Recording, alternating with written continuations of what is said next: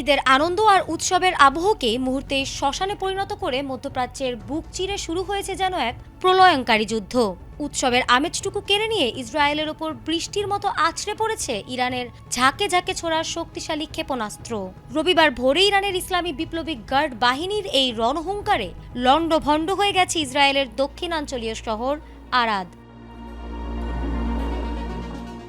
ভোরের আলো ফোটার আগেই 450 কেজি ওজনের দানবীয় ওয়ারহেড যখন আরাদের জনবসতিপূর্ণ এলাকায় আঘাত হানে, তখন পুরো শহর এক বিভৎস নরককুণ্ডে পরিণত হয়েছে। বিস্ফোরণের প্রচণ্ডতায় বহুতল ভবনগুলো তাসের ঘরের মতো ধসে পড়েছে। রাজপথের বুক চিরে তৈরি হয়েছে বিশাল সব গর্ত। আইডিএফ পর্যন্ত স্বীকার করতে বাধ্য হয়েছে যে তাদের তথাকথিত অভেদ্য আকাশ প্রতিরক্ষা ব্যবস্থা এই প্রলয় রুখতে পুরোপুরি ব্যর্থ হয়েছে। ক্ষেপণাস্ত্রের সরাসরি আঘাতে মুহূর্তেই 6 জন প্রাণ হারিয়েছেন আর অন্তত 88 জন রক্তাক্ত অবস্থায় কাতরাচ্ছেন হাসপাতালের বিছানায়। নিহতের সংখ্যা মুহূর্তে আরও বাড়ার প্রবল আশঙ্কা করা হচ্ছে।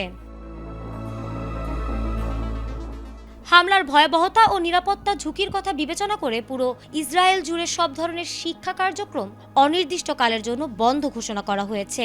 সরকারের পক্ষ থেকে জানানো হয়েছে, পরবর্তী নির্দেশ না দেওয়া পর্যন্ত কোনো শিক্ষার্থীকে সশরীরে স্কুলে উপস্থিত হতে হবে না। নিরাপদ আশ্রয়ের খোঁজে সাধারণ মানুষ এখন বাংকারগুলোতে অবস্থান নিচ্ছে।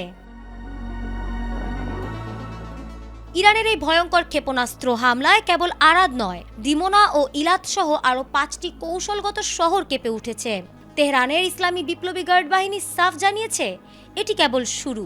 তাদের সার্বভৌমত্বের ওপর আঘাতের চরম জবাব দিতে তারা প্রস্তুত। ইসরায়েলের পুরো এলাকা এখন কালো ধোঁয়া আর বারুদের গন্ধে আচ্ছন্ন।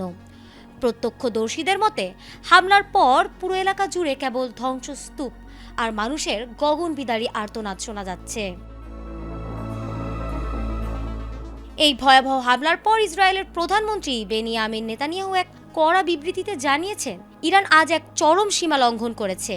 এই রক্তপাতের প্রতিটি ফোঁটার হিসাব দিতে হবে এবং ইরানকে এর জন্য এমন মূল্য দিতে হবে যা তারা কল্পনাও করতে পারবে না। এই নজিরবিহীন ক্ষয়ক্ষতির প্রেক্ষাপটে ইসরায়েলি মন্ত্রিসভা ইতোমধ্যে এক জরুরি টেলিফোন বৈঠক ডেকেছে, যেখানে পরবর্তী সামরিক পদক্ষেপের বিষয়ে চূড়ান্ত সিদ্ধান্ত নেওয়া হবে বলেও জানা গেছে।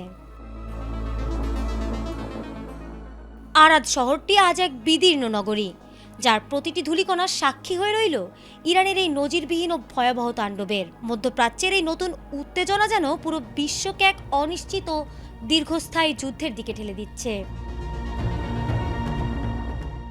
ফারহানা হক, এটিএন বাংলা।